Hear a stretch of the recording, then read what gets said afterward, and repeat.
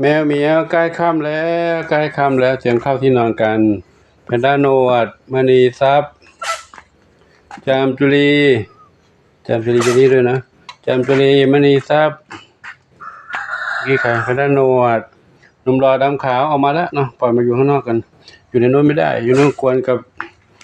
กับหนุ่มกวนกับส้มขาวกับใครนะเทาดำเทาเล็กกวนกับเทาเล็กทำอยู่ข้างนอกอยู่ตรงนี้3 สีแม่สีแม่อะไรแม่สีทองเรียกผิดเรียกถูกเข้าที่นอนลูกเนอะเดี๋ยวผมไปดูน้องๆในบ้านกันลูกนะไปดูเพื่อนๆในบ้านก่อนเนาะเอานอนในบ้านไงนะเข้ากล่องเต็มเลยลูกเหรอเข้าในกล่องเต็มเลย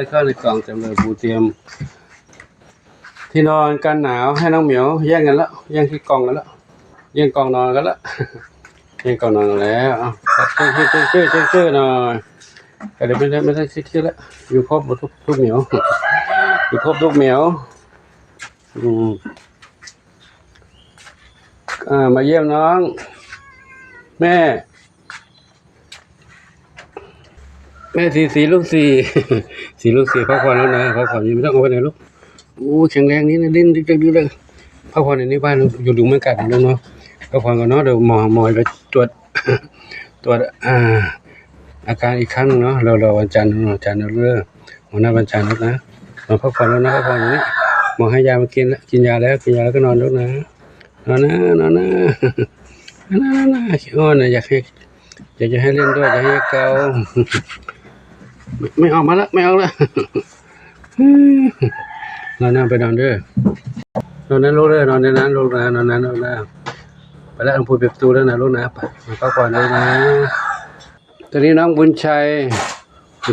อยู่ในบ้านลูกนะออกข้างนอกกวนกันคู่กันตลอดเลยเนาะบุญชัยก็กวนถ้ากลางวันปล่อยออกมาเล่นกลางคืนต้องไว้ในบ้านเขากลางคืนนี่เขาจะกวนกัน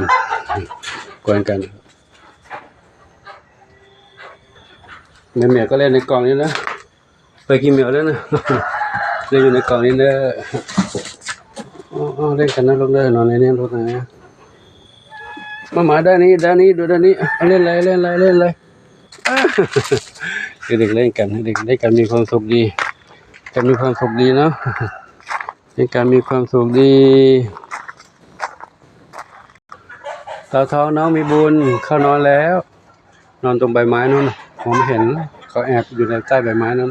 ผมผักบุ้งเขียวๆใบไม้แห้งๆน้องเด็กเล็กมาเล่นด้วยซีไม่ใช่น้องอะไรดำเล็กหางกวักปล่อยมาเดินเล่นข้างนอกแล้วเนาะไม่ต้องอยู่ข้างในแล้วเขาอยู่คนเดียวที่แรกอยู่ข้างในกับพี่บุญสมไม่สบายแล้วน้องมาข้างนอกดีกว่าเนาะจะได้แข็งแรงเล่นกันตรงนี้ทองอ่อนทองเล็กทับทวีน้องคืนนี้จะนอนตรงไหนดีลูกจะนอนตรงไหนดีนอนตรงไหนดี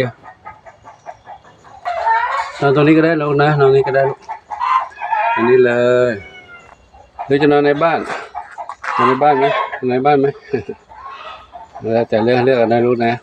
นอนอยู่กับพี่ๆกันนี่แหละแข็งแรงละดูตรงนี้ไก่กับตุ๊กเต๊กไก่เขากวนกันไก่จะขึ้นนอนก็กวนกันเดี๋ยวมาดูทางนี้ก่อนปุณสมป่วยอยู่อันนี้แม่3 สีนวลกับลูกชวนฝัน2 สาว2 หนุ่ม2 สหายหนุ่ม1 สาว 1ลูกชวนฝันกับแม่สีนวลอยู่นี่อุ่นนี่ลูกนะใครอยู่ในมุ้งน้อง1 เดียวกับน้องมีสุขน้อง1 เดียวกับน้องมีสุขอยู่ในนี้สบายใจอยู่นี่สบายใจลูกนะอันนี้ยุงไม่กัดนะมีสถานที่นอนส่วนตัวครับกลางวันก็ปล่อยออกมาตอนหลวงปู่ไม่อยู่ก็เก็บไว้ในนี้ก่อนบุญสมต้องอยู่ในนี้ก่อนลูกนะออกข้างนอกไม่ได้วันนี้น้องปล่อยออกมาก็กวนเขาเพราะเขาไม่ได้ทำหมันนะถึงแม้เขาจะป่วยแต่เขาก็มีความเป็นนักเลงอยู่ไล่ขู่และกัดเขากัดส้มอ่อนแล้วก็กัดกับน้อง น้องเหมียวเล็กคือน้องอนงด้วยมันเขาต้องการจะผสมพันธุ์กวนกันด้วยเลยแล้วก็ไก่กับน้องเทานี่ด้วยเทาเล็กตอนนี้เทาเล็กอยู่ออกมาข้างนอกแล้วอิสระนะไม่ได้ใครกวนแล้วเล็กไม่ใครกวนแล้วเนาะให้พี่ผสมเขาอยู่ในนี้ก่อนน้องๆควบคุมพื้นที่ไว้ก่อนนะลูกนะเดี๋ยวเราทำหมันวันที่อะไรหมอบอกจำไม่ได้เดี๋ยว อีก1 สัปดาห์เหมือนกันนะครับหมอนัดไว้วันที่อะไรวันที่4เนาะที่4สัปดาห์หน้าจะไปนัดทำหมันเนาะตอนนี้เราดูอาการก่อนอาการเจ็บป่วยอยู่เนาะครับมาด้านนี้น้องปุยฝ้ายเตรียมจะนอนหรือยังลูกปุยฝ้ายเตรียมจะนอนหรือยังไม่อยากนอนเหรอมาเล่นด้วย จะเล่นกับหลวงปู่นะจะเล่นกับหลวงปู่วันนี้หลวงปู่ไม่ได้เล่นด้วยเลยปู่มีภารกิจต้องไปนู้นไปคุมสอบเป็นอาจารย์คุมสอบแล้วก็เอามาแล้วก็รับพี่น้องเพื่อนมาที่คลินิกหมอไปผ่าตัดมาเนาะตัดมาวันนี้หมดไปหลายจะน้อง2 สหายขาวเทากับดำมิดหมี กับดำสนิทกับขาวเทานะครับน้องเทาเล็กอยู่กับน้องนี่นะลูกนะเราไปเดินมาอยู่นี่ใครลูกนะน้องเล็กๆดูนี่น้องเล็กๆเดินอยู่นี่ครับหลวงปู่ก็ขอนำภาพบรรยากาศช่วงเย็นนี้ให้กับทุกท่านได้รับชมกันไว้เพียงเท่านี้ก่อนเนาะเดี๋ยวไปดูไก่กระตุกกระเทกไปอะไรกันบ้างคือจะกินข้าวกันแล้วล่ะหลวงปู่ยังไม่ได้ส่งน้ำเลยมีงานหลายอย่างกลับมาหลายอย่างมีงานเยอะกับขออนุโมทนาสาธุขอบุญกุศลทั้งหลายจงเป็นพระปัจจัยนุนำคำชูให้ทุกท่านพบความสุขความเจริญมีความสุขกายสุขใจปรารถนาสิ่งใดขอได้ต้องความมุ่งมั่นปรารถนาทุกท่านทุกคนเถิดขออนุโมทนากับทุกท่านที่ให้ความรักความเมตตาช่วยเหลือการเป็นอยู่ของน้องเหมียวเนาะดูแลเรื่องการเจ็บป่วยการทำหมันทำวัคซีนแต่ละเหมีย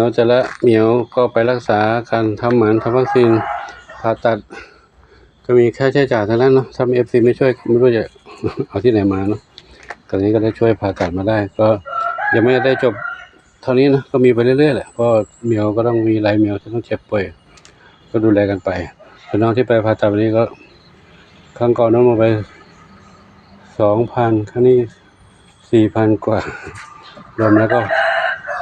6,000 7,000 แล้วนะไปมาอะไรอย่างก็ยังไม่ได้ถึงไหนเลยเนาะผลการรักษายังไม่ทราบว่าออกผลมาเป็นยังไงเพิ่งกลับมาวันนี้เดี๋ยวก็ต้องไปตรวจไปดูแลอะไรอีกหลายอย่างหลายอย่างหลายครั้งเดี๋ยวอื่นๆก็ต้องจะไปด้วยน้องนี่ก็ต้องไปรักษาด้วยเนี่ยนี่ต้องไปทำหมันด้วยแต่ยังไม่ได้ทำก็รออยู่วันศุกร์วันพฤหัสหน้าไม่ใช่พฤหัสหน้าน้องบุญสมไปทำหมันน้องนี่ยังไม่ถึงคิวเป็นผู้หญิงก็คงยังไม่มีอะไรเพราะผู้ชายเราทำหมันมาแล้วถ้าเหมียวข้างนอกไม่เข้ามากวนก็ไม่มีปัญหาอะไรเดี๋ยวค่อยรอคิวทำตามคิวที่หมอนัดก็ขออนุโมทนาสาธุพวกใหม่คิดต่อไปช่วยมีสุขสาธุ